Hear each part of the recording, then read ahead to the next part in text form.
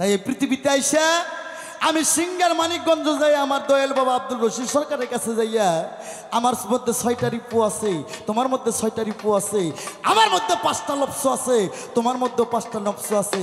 5টা নফসের নাম শোনো, কোরআন প্রমাণ। নফস রহমানিয়া, লফস লাওয়ামা, লফস মুলহিমা, লফস মুতমানিয়া, লফস আম্বারা। আমি সিঙ্গারে যাইয়া আমার দয়াল বাবা রশিদ চন্দ্রের পায়রুপি কইয়া আমি 5টা নফসকে কন্ট্রোলে আনছি, যার জন্য আমি আনোয়ার সরকার গুরু আর তুমি রুমি সরকার শিষ্য। এই তুই রশিদ সরকারের মুড়ি দিলি খবরে তোরে কইছি আমার ভিডিও যদি আনোয়ার সরকার দেখে থাকো তুমি, তুই গান বাজনার বেটা দলিল দিবি বেড়া, এই তোর গান বাজনা শিখেস কোন শালারে? আবার তুই রশিদ সরকার বাজানের কথা। আনোয়ার সরকারের দৃষ্টি আকর্ষণ করব, তোমার আগে একটা ভিডিওতে সতর্ক করছি যে গান বাজনার দলিল দাও। তুমি পরবর্তীতে গান বাজনা কইরা দলিল তো একটাও দাও নাই, আমি বলছি হাদিসের দলিল দেবা, সহি ছিয়াত্তর থেকে হাদিসের দলিল দিবা।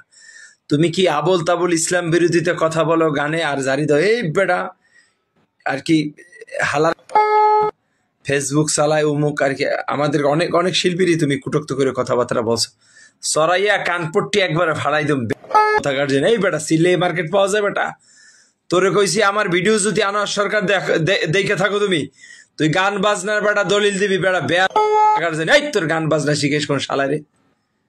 আবার তুই রশিদ সরকার বাজানের কথা কস বেয়া, এই তুই রশিদ সরকারের মুড়ি দিলি খবরে? এই বেটা রশিদ সরকারের দরবারে এমন কোন শিল্পী নেই আমার সাথে যোগাযোগ নাই, সম্পর্ক নাই। হ্যাঁ, তুই কবের রশিদ সরকার বাজানের মুড়ি টুইলি? নাম বিক্রি করে খাও, ফাইজলেমি করো বাউল গান নিয়ে বেটা, যাই না সই না শিক্ষা, তারপরে তুই বাউল গান করবি বেটা। তুই বাউল গান কিচ্ছু জান না বেটা। এই বেটা তুই ভিডিও ছাড়ার পর কমেন্ট বক্স গুলো পড়িস তুই বেটা, তোর কি পরিমাণ মানুষ গালি দেয়, তোর প্রত্যেকটা কমেন্ট বক্সে মানুষ বেয়াদব বলে।